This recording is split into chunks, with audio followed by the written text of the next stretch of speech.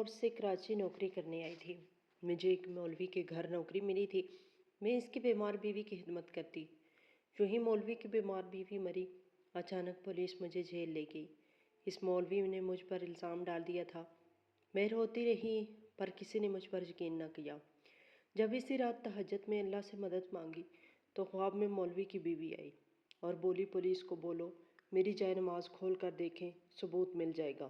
میں نے اگلے دن یہی کہا۔ جو ہی پولیس والے جائے نماز لائے اور کھولی تو سب کی چیخیں نکل گئی، کیونکہ باجی مجھے برگر کھانا ہے۔ منّے نے برگر کی ریڑھی کو للچائی ہوئی نظروں سے دیکھ کر کہا تو میں نے غصے سے اسے گھورا، ادھر روٹی کھانے کے لالے پڑے ہیں اور تجھے برگر کی پڑی ہے، چپ چاپ گھر چل۔ میں نے اسے لتاڑا تو اس پر الٹا اثر ہوا، وہ وہیں جم کر کھڑا ہو گیا۔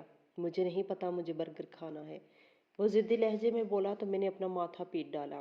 منّے تجھے پتا ہے حالات سب تیرے سامنے ہیں، آج برگر نہیں کھائے گا تو کیا قیامت آ جائے گی؟ کیوں تنگ کر رہا ہے مجھے؟ میں نے تنگ آ کر کہا اس پر ذرا برابر اثر نہ ہوا تو منہ دار لے لو، پیسے بعد میں دے دینا۔ اس نے مفت کا مشورہ دیا تو میرا جی چاہا کہ بھرے بازار میں اسے 2 جوتے کھینچ کے لگاؤں، مگر کوئی فائدہ نہ تھا۔ وہ یہاں چوک میں کھڑے ہو کر بھاں بھاں روتا تو مجھے مزید شرمندگی اٹھانی پڑتی تھی۔ دیکھ منّے چپ چاپ گھر چل، میں تجھے کچھ دنوں بعد برگر ضرور کھلاؤں گی۔ میں نے اس کا ہاتھ پکڑ کر کھینچا مگر مجال ہے جو ٹس سے مس ہوا۔ اب آخری حل یہی بچا تھا، غصے میں میرا برا حال تھا۔ میں نے اس کا ہاتھ چھوڑا اور گھر کی راہ لی۔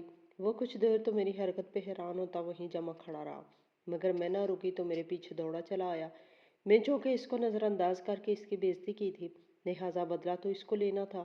باقی کا راستہ وہ جان بوجھ کر مجھے تنگ کرتا رہا، مگر میں نے پرواہ نہ کرنے کی کمال اداکاری کی اور گھر کا دروازہ دیکھ کر سکون کا سانس لیتی اندر جا گھسی۔ میرا نام فرزانہ ہے۔ میں نے غریب گھرانے میں آنکھ تو نہ کھولی تھی، مگر قسمت کی ستم ظریفی مجھے غربت کے دہانے پہ لے آئی۔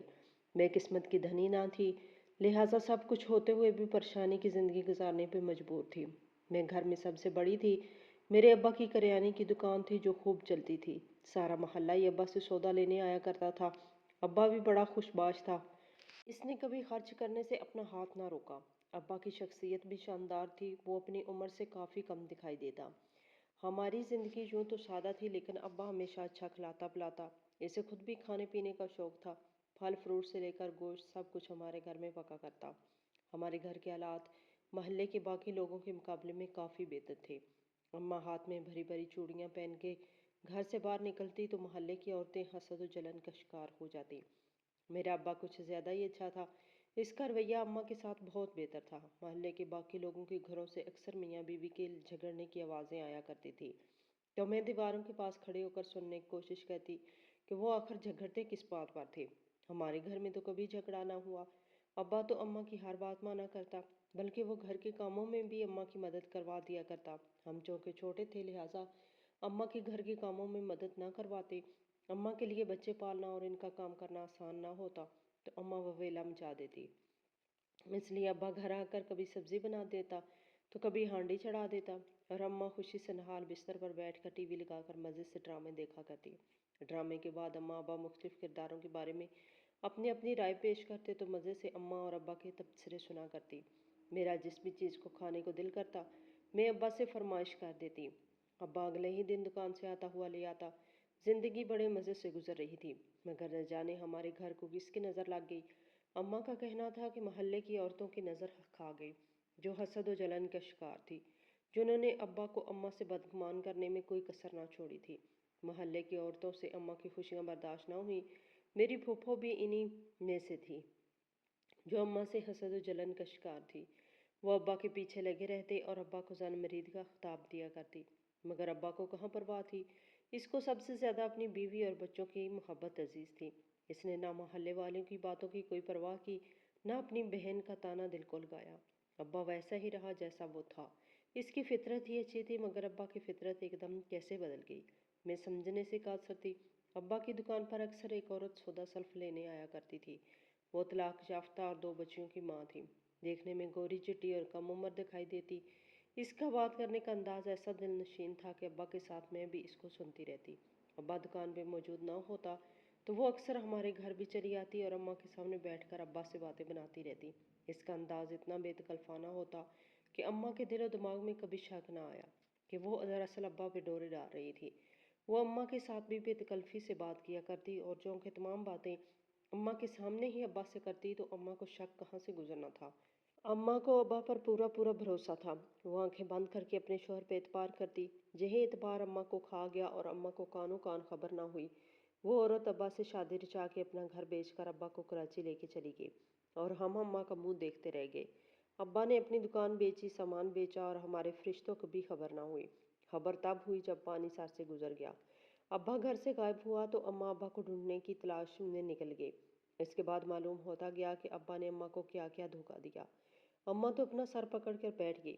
کرتی تو کیا کرتی، کہاں کہاں اس کے پیچھے جاتی۔ محلے والوں کی خوشی کا کوئی ٹھکانہ نہ تھا۔ محلے والیاں بظاہر تو اماں سے افسوس کرنے چلی آتی، مگر ان کے دل میں یقیناً لڈو پھوٹ رہے تھے۔ اماں کا غم الگ تھا۔ اماں کے ساتھ ساتھ ہم سب بھی شدید پریشانی کا شکار تھے۔ اماں کے ہاتھ میں کوئی پیسہ نہ تھا۔ ابا سے ہری جھنڈی دکھا کر غائب ہو گیا تھا۔ ایسے میں گھر کا گزارا کیسے چلتا؟ ابھی تو ویسے بھی اماں کو گھر کے خرچے کی اتنی فکر نہ ہوئی تھی۔ اسے تو اپنے میاں کے کھو جانے کا اتنا بڑا غم تھا کہ وہ کسی اور کے بارے میں کیا سوچتی۔ اس کے شوہر نے اس کے ساتھ ایسا دھوکہ کیا کہ اس کی وہم و گمان میں بھی نہ تھا۔ اس کی عزت خاک میں ملا کر کسی اور عورت کے ساتھ بھاگ گیا تھا۔ یہ صدمہ اس کے لیے کم نہ تھا۔ اسی صدمے کے سبب اماں چارپائی پہ جا لگی۔ میں جو کہ گھر میں سب سے بڑی تھی، اس لیے ابا کے بعد اماں کو سنبھالنا، اماں کے ساتھ ساتھ چھوٹے بہن بھائیوں کو سنبھالنا بھی میرے حصے میں ہی آیا۔ اماں تو بالکل ہی حوصلہ ہار بیٹھی تھی۔ میں نے اماں کو حوصلہ دینا چاہا تو اس نے میری بھی پوری طرح بے عزتی کر کے رکھ دی۔ تجھے کیا معلوم مجھ پہ کیا قیامت ٹوٹی ہے؟ میں کیسے حوصلہ کروں؟ کہاں سے حوصلہ لاؤں؟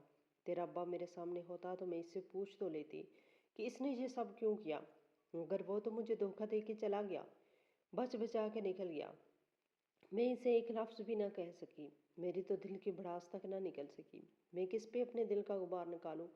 میں اس کا گربیان پکڑ کے اس سے پوچھتی کہ اس نے میرے ہوتے ہوئے اس عورت سے شادی کرنے کی جرت کیسے کی، اسے ضرورت کیسے پیش آئی، تو میرا دل کچھ ہلکا ہو جاتا۔ مگر وہ تو ایسے غائب ہو گیا جیسے گدھے کے سر سے سینگ۔ اب میں کس سے لڑوں جھگڑوں، کس کو اپنا شکوہ سناؤں؟ کون ہے میری سننے والا؟ لوگ تو خوشی سے نہال ہوتے جا رہے ہیں۔ تیری پھپھو تو گھر میں ناچتی پھرتی ہو گئی کہ اس کے بھائی نے میرے ساتھ کیا دھوکہ سر انجام دیا۔ اماں شروع ہو جاتی تو پھر اس کو چپ کرانا مشکل ہوتا، اس لیے میں نے اماں کے آگے ابا کا ذکر کرنا چھوڑ دیا اور اماں کو بھی اس کے حال پہ چھوڑ دیا۔ اب جو ہونا تھا وہ ہو گیا۔ زندگی گزارنے کے لیے آگے لائے عمل طے کرنا ضروری تھا، یا لکیر پیٹتے رہنا۔ میں چھوٹے بہن بھائیوں کو ایسے نہ چھوڑ سکتی تھی۔ مجھ سے چھوٹی ایک بہن اور سب سے چھوٹا ایک بھائی تھا جن کو ابا سے فرمائشیں کرنے کی عادت تھی۔ وہ ہنسی خوشی ان کی فرمائشیں پوری کر دیا کرتا، مگر اماں کہاں سے پوری کرتی؟ اماں کو ویسے بھی ان کی فرمائشوں سے کوئی غرض نہ تھی۔ ایک میں ہی رہ گئی تھی جو چھوٹے بہن بھائیوں کی فرمائش پوری کرنے میں ہلکان تھی۔ ہمارے پاس چند دنوں کے ہی پیسے موجود تھے۔ کچھ گھر کی چھوٹی موٹی چیزیں تھیں جن کو بیچا جا سکتا تھا، مگر ایسے کب تک گزارا ہوتا؟ اماں نے ابا کو گھر واپس بلانے اور اس کا پتہ لگوانے کی ممکن کوشش کی، مگر اپنا ابا جان بوجھ کر ایسے غائب ہوا کہ اس کے بارے میں ہمیں کانوں کان خبر بھی نہ ہونے پائی۔ اس عورت کے محلے والوں سے اتنا اندازہ ہو گیا تھا کہ وہ ابا کو کراچی لے کر گئی، کیونکہ اس کا سارا میکہ کراچی میں موجود تھا۔ کراچی کے علاوہ وہ کہیں اور نہیں جا سکتی تھی، مگر اتنے بڑے شہر میں ابا کو کہاں ڈھونڈا جا سکتا تھا، جبکہ ہمارے پاس کوئی مدد کرنے کو بھی نہ تھا۔ ایک پھپھو ہی تھی، وہ ابا کو ڈھونڈنے میں ہماری مدد کیوں کرتی؟ وہ تو پہلے ہی میری امی کو مورد الزام ٹھہرا رہی تھی، جس نے اپنے شوہر پہ نظر نہ رکھی اور اپنے شوہر کو خود ہی اس عورت کے حوالے کر دیا۔ جب تجھے پتا تھا کہ وہ تیرے شوہر کے پیچھے گھر میں آتی ہے تو اسے ٹھڈے مار کر اسی وقت باہر کیوں نہ نکال دیا؟ پھپھو اماں کو کہتی تو وہ اپنا سر پکڑ کر بیٹھ جاتی۔ کبھی اماں اپنا ہاتھ مسلنا شروع ہو جاتی۔ ہائے مجھے کیا معلوم تھا وہ ناگن مجھے ہی ڈس لے گی، میرے شوہر پہ قابض آ جائے گی۔ وہ تو میری بہن بنی ہوئی تھی، اپنی بہن سمجھ کر گھر میں گھسا لیا۔ پھپھو اماں کے دل جلانے سے باز نہ آتی۔ ویسے بات پھپھو کی بھی صحیح تھی، اماں نے تو اسے آنکھیں بند کر رکھی تھی جیسے اس کا شوہر نیک نامی میں سر فہرست ہو۔ اماں نہ جانتی تھی کہ مرد کی فطرت میں بے وفائی اور دھوکہ دہی شامل ہوتی ہے۔ اسے موقع ملے تو وہ کبھی موقع نہیں گنواتا۔ اسے موقع فراہم کر دیا تو وہ موقع گنوا کر خود کو بیوقوف کیوں ظاہر کرے؟ ابا نے تو اپنی طرف سے بڑی عقل مندی کی تھی، اپنے بچوں کا خیال چھوڑ کر دوسری عورت کے بچوں کے سر پر باپ بن کر بیٹھ گیا۔ ابا کے بعد زندگی کتنی مشکل تھی اس کا اندازہ چند مہینوں میں ہی ہو گیا۔ کھانے پینے کے لالے پڑے تو مجھے ہی حرکت میں آنا پڑا۔ میں نے ارد گرد نوکری کی تلاش شروع کر دی۔ खैर मैं कब तक हाथ पे हाथ रख कर बैठ सकती थी। मुझे अच्छी नौकरी ना मिल पाई क्योंकि मेरी तालीम ज़्यादा ना थी। वैसे भी ज़्यादा कारखाने हमारे घर से काफ़ी दूरी पे वाक़या थे। फिर भी मैं नौकरी की तलाश में लगी रही। मैंने छोटे मोटे काफ़ी काम किए और अपने घर वालों का खर्चा उठाती रही। छोटे बहन भाइयों की फरमाइशें पूरी करना मेरे बस में ना था। वो तो अब्बा ही पूरी किया करता था। मेरी कमाई में तो बमुश्किल 2 वक्त का गुजारा जा रहा था। फिर मैं भी अच्छी नौकरी की तलाश में थी ताकि अपने बढ़ते हुए बहन भाइयों की बढ़ती हुई फरमाइशें पूरी कर सकूं। हमारे मोहल्ले में एक लड़की शबनम कराची की किसी फैक्ट्री में काम करती थी। वहाँ पर किसी वर्कर की ज़रूरत पड़ी तो शबनम ने मुझे कहा कि तू भी मेरे साथ चल, वहाँ पर फैक्ट्री की तरफ से ही रहाइश और खाना पीना भी दिया जाता है। वो छुट्टियों में घर आई हुई थी। मुझे इसका मशवरा अच्छा लगा क्योंकि भाई अब बड़ा होता जा रहा था और ज़हनी तौर पर परेशानी का शिकार था। बहन भाई अभी इतने बड़े ना हुए कि मेरी या अम्मा की मजबूरी समझ सकते। हालात ने भी एकदम पलटा खाया था और अब्बा की दूरी बर्दाश्त करते या घर में गुर्बत के मसाइल सहते। मैं अपने बहन भाइयों के मुरझाए हुए चेहरे देखती तो मेरे दिल को धचका सा लगता। मैं चाहती थी कि मैं इनकी जायज़ ख्वाहिशात पूरी करने के काबिल हूँ। लिहाजा मैंने अम्मा से मशवरा किया तो इसने मुझे फ़ौरन कहा, तू कराची जाके अपने बाप को तलाश करने की भी कोशिश करना। मैंने अफसोस से इसे देखा। भला जो शख्स खुद अपनी मर्जी से अपनी बीवी बच्चों को तर्क करके चला गया हो, इसका तलाश करने का क्या फ़ायदा। मैं अपना वक्त और एनर्जी अब्बा पे ज़ाया ना करना चाहती थी। जब वो भी खुशी से ये काम कर गया तो इसको ढूंढकर हमने क्या करना था। मगर मैं ये अम्मा को ना समझा सकती थी। वो तो अभी तक इस सदमे से बाहर ही ना निकली थी कि अब्बा इसे किसी दूसरी औरत की खातिर छोड़ गया था। इसको अभी भी ये गुमान था कि शायद इसके साथ कोई हादसा पेश आया हो या वो औरत अब्बा के साथ किसी किस्म की ज़बरदस्ती या इसे ब्लैकमेल करके अपने साथ ले गई हो। मगर मुझे ऐसा कोई गुमान ना था। अम्मा सिर्फ अपने दिल की तसल्ली दे रही थी जबकि मैं हकीकत कबूल कर चुकी थी। मैं कराची आई तो फैक्ट्री के मालिक ने मुख्तसर से इंटरव्यू के बाद इसने मुझे नौकरी पर रख लिया। मेरी अच्छी खासी तनख्वाह मुकर्रर हुई थी। मैं खुश थी कि मैं सारे पैसे घर भी भेज सकती थी। छोटे बहन भाई की ज़िंदगी तो अच्छी गुजर जाती। जितने ऐश अब्बा ने हमें करवाए थे मैं इतने तो ना करवा सकती, मगर कोशिश कर सकती थी कि इन्हें एक अच्छी ज़िंदगी दे सकूं। और मैं यही कर रही थी। मैंने दिल लगा के काम करना शुरू कर दिया। मैं आराम किए बगैर काम में जुटी रहती। मैं बाकी लड़कियों की तरह खड़े होकर बातें करना पसंद ना करती, बल्कि अपने काम में मसरूफ़ रहती। मुझे इर्द गिर्द से कोई सरोकार ना था। मैनेजर की नीयत मुझ पर ख़राब हुई मुझे इसका अंदाज़ा भी ना हुआ। एक दिन इसने मौका पाकर मेरे साथ पेशकदमी करने की कोशिश की तो मैंने इसे बुरी तरह डांट दिया। तुम्हारी जुर्रत कैसे हुई मेरे बारे में ऐसा सोचने की भी। मेरी बुलंद आवाज़ और तेवर सुनकर वो साफ मुकर गया। मैंने क्या किया है तुमने भला वजह बदनाम करने की कोशिश कर रही हो। मैं इसके अंदाज पर हैरान थी। अभी कुछ देर पहले तो वो मुझे पेशकश कर रहा था कि मैं इसके साथ वक्त गुजारूं तो वो मुझे माला माल कर देगा, जबकि अब साफ मुकर गया था। मैं फ़ौरन इसकी कैबिन से बाहर निकली तो इसने मुझे धमकियां लगानी शुरू कर दी। मैं बुरी तरह मुसीबत में फंस गई थी।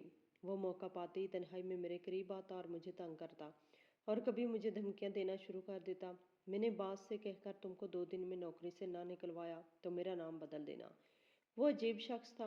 मैं तो अपने घर के हालात बदलने आई थी, मगर किस्मत ने एक बार फिर मेरा साथ ना दिया था। मैं कितनी बड़ी मुसीबत में फंस गई थी। इर्द गिर्द के वर्कर्स भी जानते थे कि मैनेजर का रवैया मेरे साथ ख़राब है, मगर वो सब मजबूर थे। गरीब घरानों से तल्लक रखने वालों की कई मजबूरियाँ होती हैं। ये बात मैं अच्छी तरह समझ सकती थी। कोई भी मेरे साथ खड़ा होता तो वो भी मैनेजर की नज़रों में आ जाता। मैंने शबनम से बात की तो वो भी ढीली पड़ गई। यार मुझे सब अंदाज़ा है, मगर हमें ये छोटी मोटी चीज़ें यहाँ पर बर्दाश्त करनी पड़ती हैं। छोटी मोटी चीज़ें? वो मेरी इज्जत पे हाथ डालने चला था। मैंने बेचारगी से कहा तो शबनम ने सर हिला दिया। हाँ मैं समझ रही हूँ। वो कुछ ज़्यादा ही फ्री होने की कोशिश कर रहा था, मगर तू आप बर्दाश्त कर, कुछ अरसे में इसका गुस्सा उतर जाएगा तो सब ठीक हो जाएगा। लोगों की नीयत ऐसे ही ख़राब हो जाती है, किसी पर भी दिल आ जाता है। मैं तुझे ही बर्दाश्त करने का कह सकती हूँ, मैनेजर का जाके सर तो नहीं फाड़ सकती। शबनम की बात भी अपनी जगह ठीक थी। वो तो खुद मजबूर थी, नौकरी करके धक्के खा कर अपने घर वालों का सहारा बनी हुई थी। वो मेरा साथ कैसे दे सकती थी। मेरी खातिर वो अपनी नौकरी को खतरे में तो न डाल सकती, जबकि इसको वहाँ लगे हुए कई साल हो गए थे। इसको काफ़ी सहूलियात में जसर थी। मुझे तो नौकरी करते हुए भी कुछ ही अरसा गुजरा था। कराची में नौकरी के कई मौके थे, मैं जहाँ पर किसी और जगह पर नौकरी तलाश कर सकती थी। मुझे नौकरी ज्वाइन किए 2 महीने हुए थे, जबकि सबको साल का तजर्बा था। फिर मेरे पास ऐसी कोई ज़मानत भी ना थी یہ نوکری تو مجھے شبنم کی وجہ سے مل گئی تھی، جبکہ باقی جگہ پر مجھے کسی نہ کسی کی ضمانت تو چاہیے تھی۔ میں مایوس ہو کر بیٹھ گئی۔ چند دنوں میں شبنم نے مجھے ایک اور نوکری کے بارے میں بتایا۔ اس کی کوئی سہیلی تھی جس کے جاننے والے مولوی کو اپنی بیوی کی خدمت کے لیے ایک لڑکی درکار تھی۔ میں یہ کام کر سکتی ہوں؟ مجھے تو ایسا ہی کوئی تجربہ نہیں۔ میں نے حیران ہوتے ہوئے شبنم سے کہا تو اس نے مجھے سمجھانے کی کوشش کی۔ اس میں تجربے کی کیا بات ہے؟ بیماری میں اپنی ماں کا خیال تو رکھا کرتی تھی، بس ایسے ہی اس عورت کا خیال رکھنا ہوگا۔ کام بہت آسان ہے، تجھے دن رات وہیں گزارنا ہوگا۔ مولوی تو گھر پہ ہوتا نہیں، تبلیغی جماعت کے ساتھ کہیں نہ کہیں نکلا ہوتا ہے، مگر وہ اچھی تنخواہ دے رہا ہے۔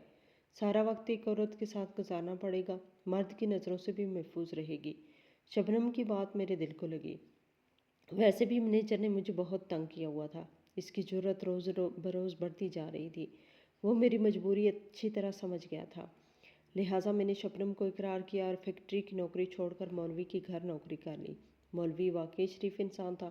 وہ اپنے کام سے کام رکھتا اور میرے سامنے سے نظریں جھکائے رکھتا۔ وہ زیادہ تر وقت گھر سے باہر گزارتا، مگر جب کبھی ہمارا آمنا سامنا ہوتا تب بھی وہ میری طرف نہ دیکھتا۔ اس کی بیوی بھی اچھے مزاج کی مالک تھی۔ وہ بیمار تھی، وہ چرپائی سے بمشکل اٹھ پاتی۔ میں سارا دن اس کی خدمت میں جٹی رہتی۔ میں جو بھی کام کرتی نہایت خوش اسلوبی اور لگن کے ساتھ کیا کرتی۔ میں نے اس عورت کی خدمت میں کوئی کمی نہ چھوڑی۔ میں روزانہ اس کی مالش کرتی، اس کا خیال رکھتی۔ اس کے شوہر نے اس کے لیے کھانے پینے کی چیزوں کا ڈھیر لگا رکھا تھا۔ وہ نہ تو اتنا کھا پاتی مگر مجھے زبردستی کھلا دیتی۔ تم کھا لو ورنہ مولوی صاحب آ کر مجھے ڈانٹیں گے کہ سارے پھل پڑے پڑے گھل سڑ گیا۔ اس کی بات سن کر میں پھل کھا لیتی۔ میری صحت کچھ دنوں میں ہی بہتر ہوتی جا رہی تھی۔ مجھے یہاں بڑا ہی سکون تھا۔ میری مالکن دل کی بہت اچھی تھی۔ اس کے شوہر سے بھی مجھے کوئی مسئلہ نہ تھا۔ وہ واقعی ایک شریف انسان تھا۔ میں دن بھر کاموں میں مشغول رہتی، مگر پھر میں نے اپنی آنکھیں اور کان کھلے رکھتی۔ میں نہیں چاہتی تھی کہ میں کسی پر بھی اعتبار کر کے بلا وجہ ہی ماری جاؤں۔ ابا کی وجہ سے ویسے ہی میرا ہر کسی سے اعتبار اٹھ گیا تھا۔ میری زندگی ذرا سکون میں آئی تھی کہ ایک دن مولوی کی بیوی مر گئی۔ میں اپنے کاموں سے فارغ ہو کر اس کے پاس آ بیٹھی تاکہ اس کی مالش کر سکوں۔ میں نے اسے 2-3 بار پکارا کہ اٹھ جائے، میں آپ کی مالش کر دیتی ہوں، مگر وہ نہ ہلی نہ جلی۔ میں کچھ حیران تھی۔ عموماً تو وہ میری پہلی آواز پہ ہی اٹھ جایا کرتی تھی، مگر اس بار نہ جانے کیا معاملہ تھا۔ میں نے اس کو بازو سے پکڑ کر ہلایا تو اس کے بازو ڈھیلے پڑ گئے۔ میں فوراً اٹھی۔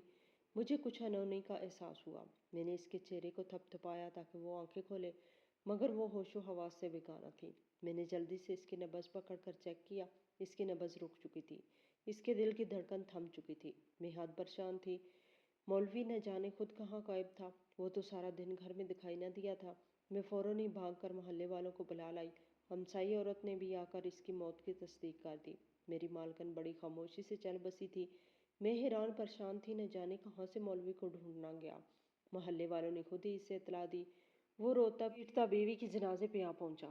اس کو اچانک کیا ہوا؟ اس کا جسم نیلا کیوں پڑ رہا ہے؟ محلے والوں کا کہنا شروع کیا تو مولوی نے میرے اوپر الزام لگا دیا۔ جہیں اس کے پاس تھی، یقیناً اسی نے کچھ کیا ہے، کیونکہ اس کی بیماری ایسی تو نہ تھی کہ اس کو اچانک یوں موت آ جاتی۔ میں حیران ہو کر مولوی کی شکل دیکھنے لگی۔ یہ آپ کیا کہہ رہے ہیں؟ میں بھلا ان کو کیوں ماروں گی؟ میری ان سے کیا دشمنی تھی؟ میں نے تو ان کا اتنا خیال رکھا، ان کو اچانک ہی موت آئی ہے، اور جب میں ان کے پاس ہوئی تو یہ اس دنیا سے جا چکی تھی۔ میرا اس سب میں کوئی قصور نہیں۔ میں نے مولوی اور محلے والوں کو یقین دلانے کی کوشش کی، مگر وہ نہ مانا۔ میں ابھی پولیس کو بلاتا ہوں، پولیس خود ہی سچ اور جھوٹ کا پتہ لگا لے گی۔ اس نے فوری طور پر پولیس کو فون کر دیا۔ میں اس کی منتیں کرتی رہی کہ جیسا وہ سوچ رہا ہے ویسا کچھ نہیں ہے۔ میرا دل مطمئن نہ ہوگا جب تک پولیس تفتیش نہ کر لے گی۔ وہ ضدی لہجے میں بولا تو میں چپ کر گئی۔ جب میرا قصور ہی نہ تھا تو مجھے ڈرنے کی کیا ضرورت تھی؟ مگر میں ایک بار پھر مصیبت میں پڑ گئی تھی۔ جانے مصیبتوں نے میرا راستہ ہی کیوں دیکھ لیا تھا۔ ایک کے بعد ایک اور پھر دوسری مصیبت چلی آتی۔ میں تو آسمان سے گرا کھجور میں اٹکتی جا رہی تھی۔ مجھے سمجھ نہ آتا کہ میری قسمت مجھے کیسے دہانے پہ لے آئی تھی۔ میں جہاں پہ بھی کام کرتی کوئی نہ کوئی نیا مسئلہ ہی اٹھ کھڑا ہوتا۔ پولیس نے آ کر اپنی تفتیش شروع کی۔ اس کے سوال و جواب سے یہ نہیں لگ رہا تھا کہ انہیں مجھ پہ شک ہے، بلکہ ایسے لگ رہا تھا کہ جیسے ان کو پورا یقین ہو کہ مجرم میں ہوں اور جرم میں نہیں کیا ہے۔ ہاں بھائی بتاؤ کیوں مارا اس عورت کو؟ کیا ارادے تھے؟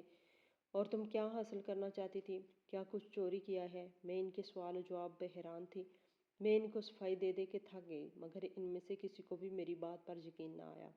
تمہیں ہمارے ساتھ پولیس اسٹیشن جانا ہوگا، جب تک رپورٹ نہیں آئے گی تب تک کوئی فیصلہ نہیں کر سکتے۔ نہ تو تمہارے خلاف کوئی ثبوت تھا اور نہ ہی کوئی گواہ۔ پھر بھی وہ مجھے پولیس اسٹیشن لے جانے کو تیار تھے۔ میں چپ چاپ ان کے ساتھ پولیس اسٹیشن چل دی۔ میں اور کیا کرتی؟ میرے پیچھے کون تھا جو آ کے میری خبر گیری کرتا؟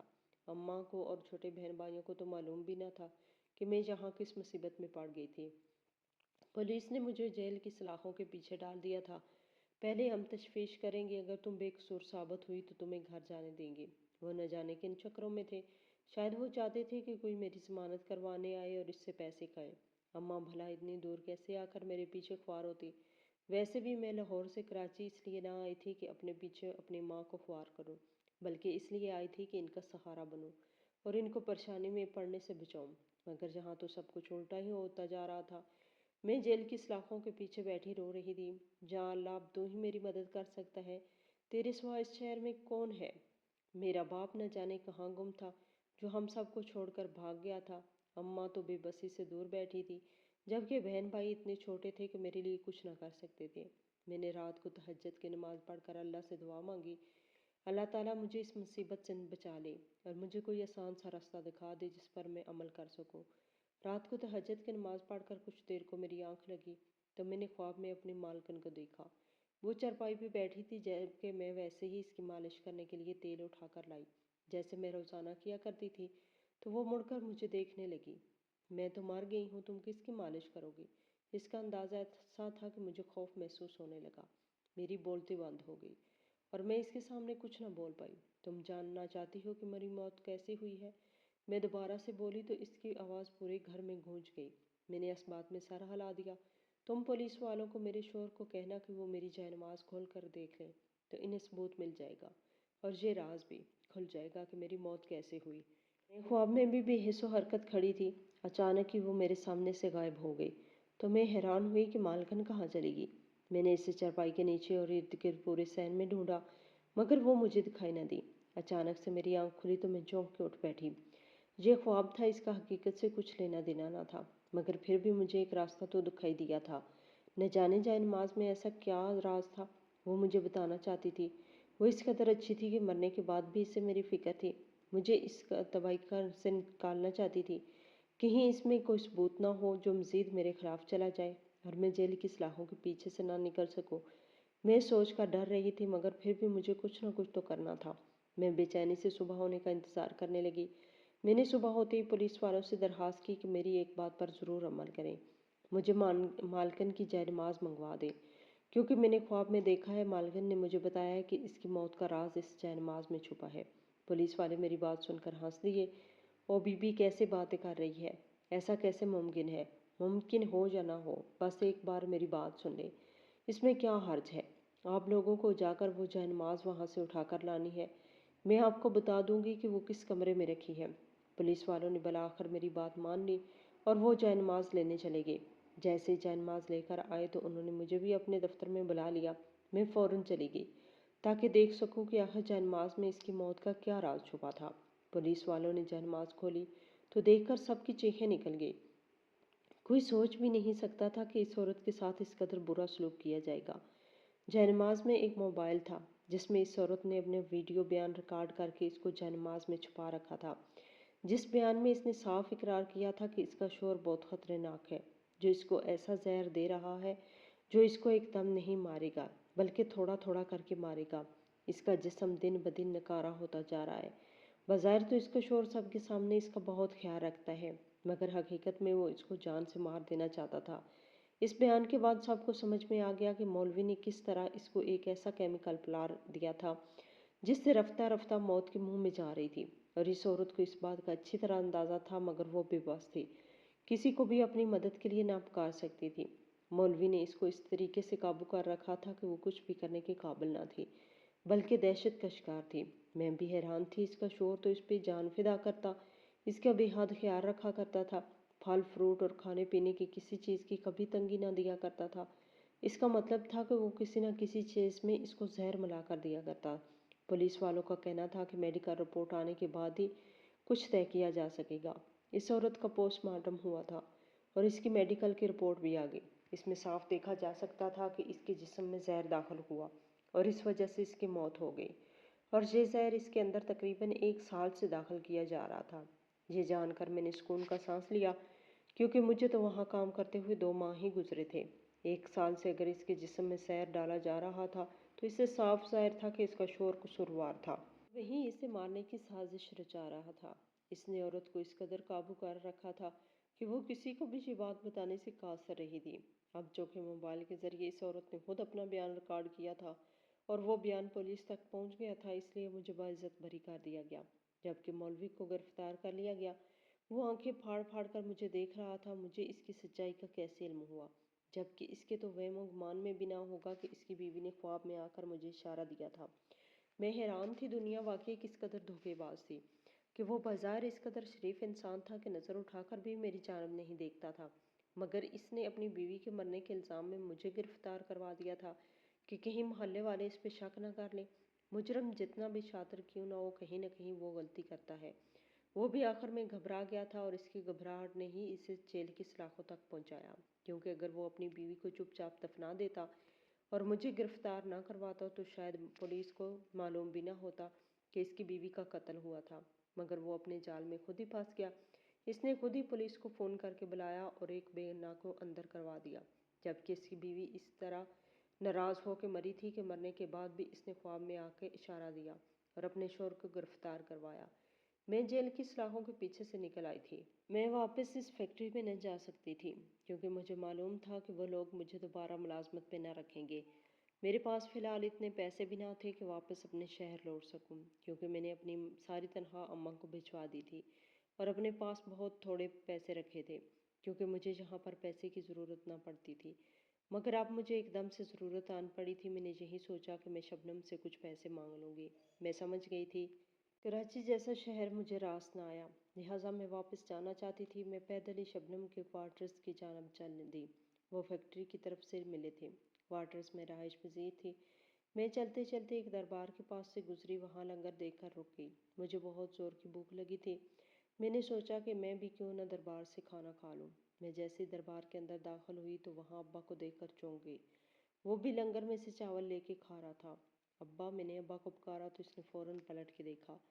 وہ ایک لمحے میں ہی مجھے پہچان گیا تھا، مگر حیرت سے مجھے دیکھ رہا تھا۔ اسے اپنی آنکھوں پہ یقین نہ آ رہا تھا کہ میں اس کے پیچھے کراچی جیسے بڑے شہر میں آ گئی اور مجھے ڈھونڈ بھی لیا۔ ابا کی حالت کافی بدلی ہوئی تھی، وہ پریشان حال دکھائی دے رہا تھا۔ اگلے ہی پل ابا مجھے دیکھ کر وہاں سے بھاگ نکلا۔ میں نے بھی ابا کے پیچھے دوڑ لگا دی۔ ابا کو تو صحیح، میری بات سنو۔ میں اسے آوازیں دیتی رہی، مگر وہ تیزی سے آگے بڑھتا رہا۔ وہ چاہتا تھا کہ وہ میری نظروں سے اوجھل ہو جائے اور میں اسے نہ پکڑ سکوں، مگر میں بھی ابا کو کہاں چھوڑنے والی تھی۔ مجھے ابا سے بہت سی چیزوں کا حساب لینا تھا۔ ابا رک جاؤ، میں نے ابا کو کہا۔ وہ بھاگ کر اس کے قریب پہنچی۔ میں نے ابا کی شرٹ کا دامن پکڑ لیا اور ابا کے ساتھ ہی بھاگتی چلی گئی۔ ابا کو رکنا پڑا۔ تو یہاں کیا کرنے آئی ہے؟ چلی جا، چھوڑ دے۔ مجھے ابا نے اپنے آپ کو چھڑوانا چاہا، مگر میں نے مضبوطی سے اس کی قمیض پکڑ رکھی تھی۔ اب میں نہ چھوڑوں گی، اور تم ہو جو چھوڑ دیتی ہو، ہم نہیں چھوڑتے۔ ابا چونک کر مجھے دیکھنے لگا۔ دیکھ، میری بات سن، میں نے چھوڑ دیا تھا نا، تو بھی چھوڑ دے۔ ابا، ایسے کیسے چھوڑ دوں؟ مجھے پتہ تو دے، تو نے ہمارے ساتھ ایسا کیوں کیا؟ میں نے ابا سے پوچھا۔ اس کے چہرے پہ پریشانی نمایاں ہو گئی۔ میرے سے غلطی ہو گئی، میں اس عورت کے دھوکے میں آ گیا۔ وہ میرا سب کچھ لوٹ لاٹ کے بھاگ گئی، ایسے حال میں چھوڑ گئی۔ اگر میں جہاں عیش کی زندگی گزار رہا ہوتا تو یہاں دربار سے چاول مانگ کر نہ کھا رہا ہوتا۔ میں نے اپنا سب کچھ اپنے ہاتھوں سے کھو دیا، اپنی بیوی بچوں کو دھوکہ دے کر اس عورت کے پیچھے چلا آیا۔ میں اس کے عشق میں گرفتار ہو گیا تھا۔ اس نے مجھے اپنے جال میں پھنسایا۔ اس نے مجھ سے بڑی بڑی باتیں کی، خدمت گزاری، وفا شاری کا وعدہ کیا، مگر اس نے ایک بھی وعدہ نہ نبھایا، بلکہ میرا سارا پیسہ ہڑپ کر کے اپنے بچوں کو لے کر کسی اور کی زندگی میں شامل ہونے چل دی۔ مجھ سے طلاق کا مطالبہ کر دیا۔ میں نے اس کو طلاق نہ دینا چاہتا تھا، مگر اس نے میرے ساتھ جو کیا، اس کے بعد مجھے اس طلاق دینی پڑی۔ وہ بڑی مضبوط عورت تھی، اس نے مجھ پر طرح طرح کے الزام لگائے۔ وہ مجھے جیل تک بھی بھجوا دیا۔ جب کہ اس کی زندگی میں شامل ہوا، اس کی خاطر اپنے گھر والوں کو دھوکہ دے کے کراچی سے چلا آیا، تب سے مصیبت میں پڑا ہوں۔ میرا ایک دن بھی سکون میں نہ گزرا، اور میں اپنے بیوی بچوں کو جو دھوکہ دے کے اجاڑ آیا تھا۔ ابا کا حال دیکھ کر میں پریشان ہو گئی۔ ابا نے اس عورت کی خاطر سب کچھ لوٹا دیا۔ ابا کی اچھی بھلی چلتی ہوئی دکان تھی، جس میں اچھا خاصا منافع ہوتا تھا۔ बीवी बच्चे थे, घर हर तरह से पुरसुकून जिंदगी गुजार रहा था, मगर एक औरत के धोखे में आ गया। अब्बा, तुझे किसने मशवरा दिया था कि इस औरत पे भरोसा कर, और अगर तू मुझे बात हम लोगों से ना छुपाता तो ये नौबत ना आती, जबकि मैं खुद चाहता था कि मैं इस औरत के साथ जिंदगी गुजारूं। मैं इस पर मर मिटा, इस पे फिदा हो गया। कसूर इसका नहीं, कसूर तो मेरा अपना निकला। मुझे ही अकल ना थी कि मैं दुनिया का सबसे बड़ा बेवकूफ़ हूँ। ये ओ अपने आप को तबाह करके इस औरत पे एतबार कर बैठा। अपनी बीवी के होते हुए न जाने कैसे भटक गया। हालांकि मैं तेरी माँ से भी मोहब्बत करता था, पर एक औरत ने मुझे खुद जब से मोहब्बत जताई तो मैं इसकी बातों में आ गया। मैं अंधा हो गया, मेरी आंखों पर न जाने कौन सी पट्टी पड़ गई। अब्बा, वापस चलो, मेरे साथ अपने शहर चलो, वहाँ चलते हैं। मुझे वहाँ नहीं जाना। मैं कैसे मुंह दिखाऊंगा सबको, तेरी माँ का सामना कैसे करूँगा? मुझ में हिम्मत नहीं। अम्मा की फिक्र ना करो, वो तुझे माफ़ कर देगी। वो अब भी तेरी तलाश में है। इसको गुमान है कि इस औरत ने अब्बा पे कोई जादू कर दिया था, या शायद अब्बा को ऐसे जाल में फंसाया कि अब्बा की अकल ने काम न किया। वो तुझे माफ़ कर देगी, मुझे पूरा यकीन है। वह नाराज़ नहीं, इसने ऐसा सोचा ही नहीं कि तूने इसे धोखा दिया है, बल्कि वो यही समझती है कि इस औरत ने ही कोई चक्कर चलाया है। मेरे साथ चल, मैंने अब्बा की मन्नतें की तो वो सोच में पड़ गया। देख फरजाना, ये सब कुछ इतना आसान नहीं जितना तुझे लग रहा है। तेरी माँ मेरा कीमा बना देगी, मुझ में हिम्मत नहीं अब दोबारा से इसकी सामना करने की। तो मुझे यही मेरे हाल पे छोड़ दे। तुझे सच पता चल गया तो बेशक जाकर अपनी माँ को भी बता देना, मगर मेहरबानी कर मुझे वहाँ लेकर न जा। मैं शर्म से ही डूब कर मर जाऊँगा। अब्बा, कुछ नहीं होता, तुझे पता है मैंने तेरे बगैर कैसे ज़िंदगी गुजारी। छोटे बहन भाइयों का क्या हाल है, तुझे कुछ अंदाज़ा भी है? मर रहे हैं, तेरे बगैर सिसक रहे हैं। हम मिलकर कुछ कर लेंगे, कारोबार दोबारा से खड़ा कर लेंगे। कारोबार ना भी हुआ तो हमें कोई ज़रूरत नहीं, हमें पैसे की चाह नहीं। अब्बा, तेरी ज़रूरत है, तेरा साथ चाहिए। तो कम से कम अपने बच्चों के सर पर तो बैठा रहेगा। कमा कर मैं ले आऊँगी। मैंने पैसों का और दुकान का तो एक बार भी शिकवा नहीं किया। अब्बा, हमें सिर्फ तेरा साथ चाहिए। तू हमारे साथ चल, हमारे सर का साया है। दुकान की क्या बात है, घर भी छिन जाता तो हम इसको दे देते, मगर अब्बा तो सलामत हमारे सामने मौजूद है। हमें इसके अलावा और कुछ नहीं चाहिए। इसको पैसे चाहिए था, वो ले गई, हमें तो अब आप चाहिए। अब्बा, आप हमारे साथ चलो। मैंने अब्बा को हर तरह से समझाया तो वो मान गया। चलो ठीक है, चलते हैं, मगर मेरी जेब में 1 रुपया भी नहीं है। तेरे पास वापसी का किराया है? अब्बा ने मुझसे पूछा तो मैं भी चुप रह गई, क्योंकि किराया तो मेरे पास भी ना था। मैं शबनम से पैसे उधार लेकर अब्बा को वापस ले आई थी। अम्मा अब्बा को देखकर हैरान थी, वो सकते के आलम में अब्बा को देख रही थी। अब्बा अलग शर्मसार था। मुझे माफ़ कर दे, वो अम्मा के कदमों में बैठ गया। अम्मा ने फ़ौरन इसको उठा लिया। कैसी बातें कर रहे हो तुम? मेरे सर का ताज हो, पाँव में तुम्हारी जगह नहीं है। मैंने जो कुछ किया इसके बाद तो मेरा पाँव में बैठना ही बनता है। अब्बा बेहद शर्मसार था। मुझे कोई शिकवा नहीं, मुझे तुमसे आज भी मोहब्बत है। तुम मेरे सर के साईं थे, मेरे सर के साईं ही रहोगे। अम्मा की बात सुनकर अब्बा के साथ साथ मैं भी दंग रह गई। अम्मा अब्बा से इस कदर मोहब्बत करती थी, मुझे यकीन ना आया। मुझे तो हमेशा यही लगता था कि अब्बा अम्मा से ज़्यादा मोहब्बत करता है, मगर अब्बा ने अपनी मोहब्बत को दागदार कर दिया था, जबकि आज अम्मा ने अपनी मोहब्बत का सबूत दे दिया था। वाकई औरत की वफाशारी का कोई भी मुकाबला नहीं कर सकता। मैं सब कुछ हार कर आ गया हूँ, मेरे पास 1 रुपया भी नहीं। अब्बा ने अम्मा को एक और सच बताया तो अम्मा ने ज़्यादा परवाह न की। हमें पैसों की ज़रूरत नहीं, पैसों के बगैर गुजारा हो जाएगा, हमें तुम्हारी ज़रूरत है। अम्मा ने वही बात की थी जो अब्बा से मैंने की। अब्बा का दिल सरशार था। इसके चेहरे से साफ ज़ाहिर हो रहा था कि अम्मा की बात सुनकर इसको कितनी ढहारस मिली थी। तो मुझे ताने तो ना देगी कि मैंने तेरे साथ इतना बड़ा धोखा किया और एक घटिया हरकत, अपनी ज़िंदगी की सबसे बड़ी गलती की? ऐसा कुछ ना होगा, तुम ही हो जिसने हमें सारी ज़िंदगी ऐशो आराम दिया। अब अगर मुसीबत के दिन आए तो तुम अकेले क्यों काटो? हम सब मिल के काटेंगे। अच्छे वक्त भी हम सब साथ थे तो बुरे वक्त में भी हम साथ रहेंगे। अम्मा इस कदर बाहौसला थी, मुझे आज अंदाज़ा हुआ था। अम्मा ने अब्बा को कोई ताना ना दिया, कोई शिकवा शिकायत ना किया। इसी बात पे खुद आ गई थी कि अब्बा वापस लौट आया है, वगरना भी अम्मा क्या कर लेती। छोटे बहन भाई भी अब्बा के आमद से बहुत खुश थे। अब्बा जल्द ही नौकरी की तलाश में निकल पड़े। इन्हें जूतों की एक दुकान में नौकरी मिल गई। मैं भी अपने शहर में ही नौकरी करना बेहतर समझा। मैं भी एक कारखाने में काम करने लगी, जहाँ पर मेरी तनख्वाह थोड़ी थी, मगर फिर भी अपने शहर में कम पैसों में भी गुजारा करना आसान था। मैं सुबह सवेरे अब्बा के साथ ही काम पे निकल जाती और शाम को लौट आती। मेरी और अब्बा की तनख्वाह में अच्छा गुजारा हो रहा था। سب سے بڑی بات کہ اب ہم سکون کی زندگی گزار رہے تھے۔ اب ہمیں فکر نہ تھی کہ ابا کی زندگی میں دوبارہ کوئی عورت آئے گی، کیونکہ ابا پہلے ہی اتنا بڑا دھوکہ کھا چکے تھے، اب دوبارہ کوئی دھوکہ نہ کھاتے۔ سب کچھ لوٹ چکا تھا، مگر سکون کی بات یہ تھی کہ ہم سب ساتھ تھے۔ میں اماں ابا کو ایک ساتھ باتیں کرتے اور ہنستا ہوا دیکھتی تو مجھے سکون ملتا۔ میں خوش تھی کہ راحت کے دن لوٹ آئے ہیں۔ زندگی میں پیسے کی اہمیت اپنی جگہ، مگر رشتے زیادہ اہم ہیں۔ ابا کے ساتھ روکی سوکھی بھی بھلی معلوم ہوتی تھی۔ میں اپنے رب کی شکر گزار تھی جس نے مجھے ہر مشکل سے نکال